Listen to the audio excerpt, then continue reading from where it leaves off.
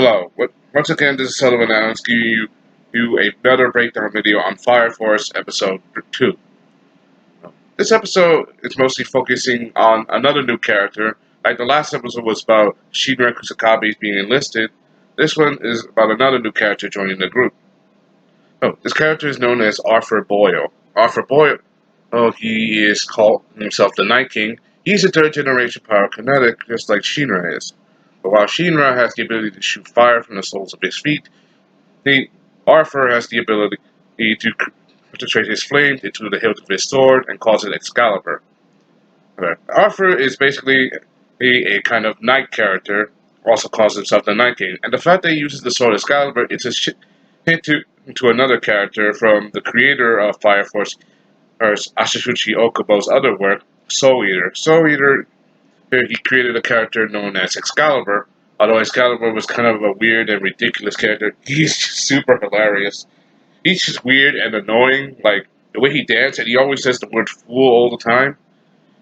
Arthur, and Arthur is just a reflection of that, just like all other characters in the series are a reflection of some of his other work. Right. This episode, basically Arthur is introduced. We get to some hints into the rookie fire games. Basically, rookie fire soldiers are going to be representing their companies at a kind of event where they can show off their skills and how they handle themselves in a real situation. That is something to take note of. There's also the fact that Arthur being new, but he also has a history with him being at the academy.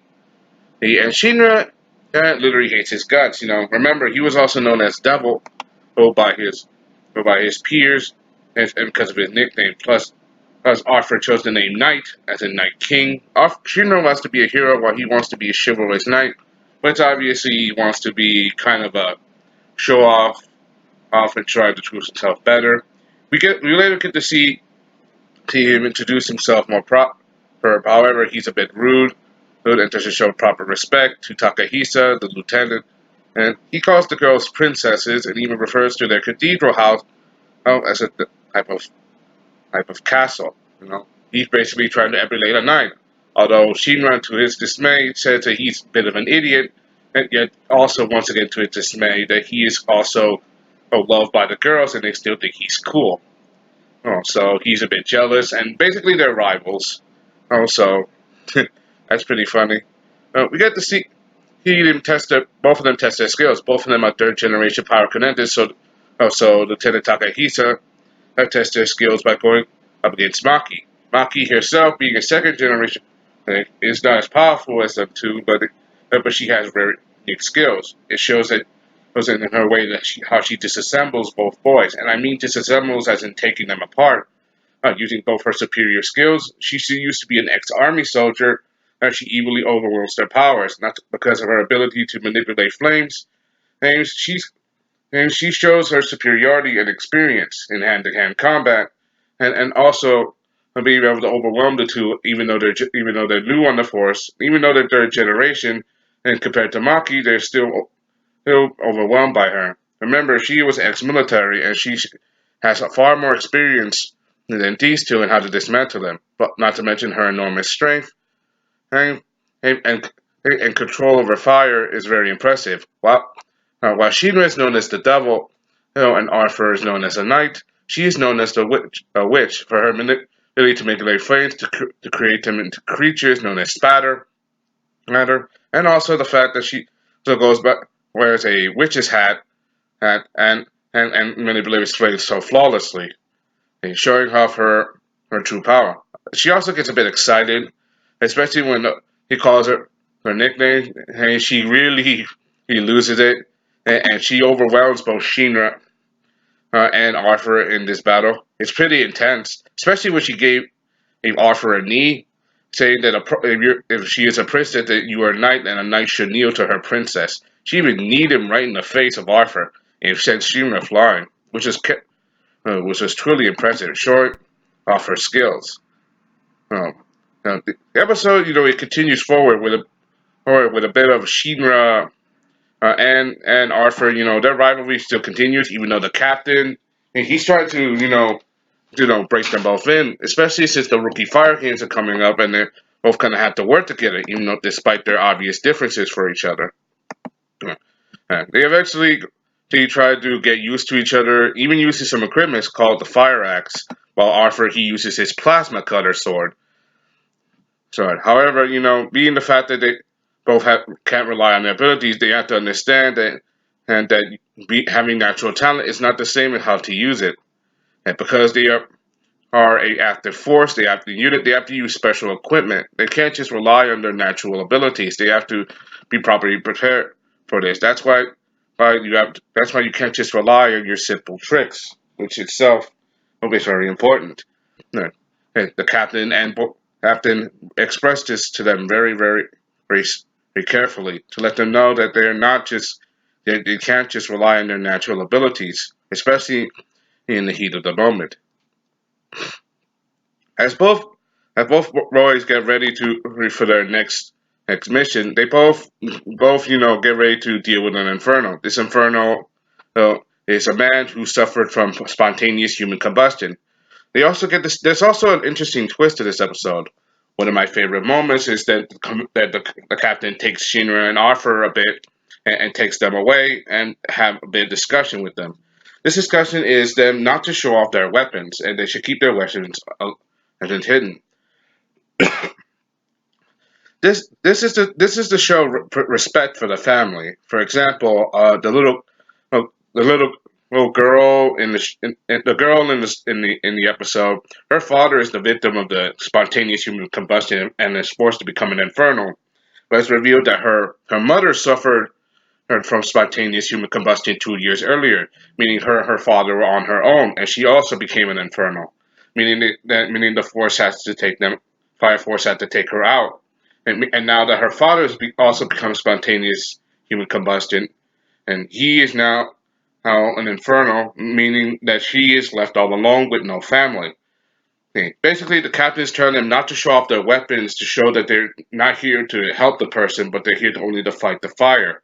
Basically, he's telling them not to be consumed by it, telling them that they should not have to do this, like show off their weapons, because he's telling them that there are some people who take a thrill in just fighting fires and not helping people, telling them that if they're going to do this, to show off their weapons and show their people that they care more about fighting the fire than saving the person, that they have no respect for them. And so he's telling them to show respect to their families, and he's saying that if you keep doing this, I don't want you in my unit. Basically, show respect to the people who are who would become infernos. Like that is not what a hero should do, and that's not what a knight should do. Things get also even more complicated as a mysterious man places black powder and manipulates fire at the scene. Now, we later find out that his name is Joker. I'm not kidding you. His name is literally Joker, and he seems definitely a kind of anarchist, chaotic character who enjoys causing fires, as he manipulates the situation and tries to manipulate them. Even though the inferno is happening on the inside, it's happening. This fire just happens on the outside, and staring right at them, forcing them to literally assess the situation to see if it's only getting worse. As as they continue, they have to understand that they have to think about people more. This is one of the things I liked about this episode because it showed that they cared a lot for the people. Because you remember, these guys are just new. Training is one thing; they just got fresh out of the academy. So they have to think really hard about the people who and why they're doing this. They're not just doing this for glory. They're doing this to stop the threat of the fire, the threat of the flame. And that's what a fire force soldiers do. One of my favorite moments is when the captain sees a photo of the family, he puts the photo down out of respect and to not look at what's worth. We also get to see Arthur is the one who volunteers to destroy the Inferno's core, basically destroying its heart and putting them out of misery. This is probably because of the talk they just had. So it shows that they're trying to develop some of the character development, trying to establish these characters as more grounded and don't seek out glory. They all pray and they all deal with the Inferno, But as they're done, as they finish off the inferno, the house collapses around them, forcing them to rush out of this situation and barely make it out. The captain himself, one of the things I really like the captain in this moment. He may be seen funny, may make a few jokes, but he is serious, and he is, and like and another lieutenant who's serious all the time. He can be serious when he needs to be. He just shows off his humor to hide his pain. I think it's in a way it's similar to Shinra, showing off his brave face, but also keeping in mind that they're going to be headed into real danger. I mean, he's the captain of the company for a reason. He can't just make jokes, especially in a time like this. There's a time for fighting and a time for laughter, and this is a time that's not about laughter. This is about serious work. And I really like how the character develop, especially between Shinra and Arthur later, when they all go into bed, they all start to talk. It was clear that they hated each other. They were rivals, but it seems they got a little bit more respect. And after the words of listening to their captain, they understand that they can't just fight the flames all willy nilly. Just don't jump into their flames, especially show respect. And especially for the little girl in the episode, the daughter who lost both her parents. She's afraid that her fate is going to be the same as her parents. She's going to become an infernal and die, which is pretty sad. And I really love the raw emotion of this episode. It showed a lot more development into the series. It showed a lot more caring and a lot more breaking down of the moments, especially if you're going to deal with a serious group who are trying to deal with dangerous fires. And the captain literally taking the photo from the house and giving it to the daughter. I mean, her parents are both gone, and the last thing she has left is the photo of her family. Hey, that's the one he managed to do that one thing for her, and Shimra just watching, and he feeling sorry that he couldn't do anything. And once again, reminded of his past, how his mother died. Overall, I give the episode a good pass. Not like pass, I give it like pass as in, and give it a good watch.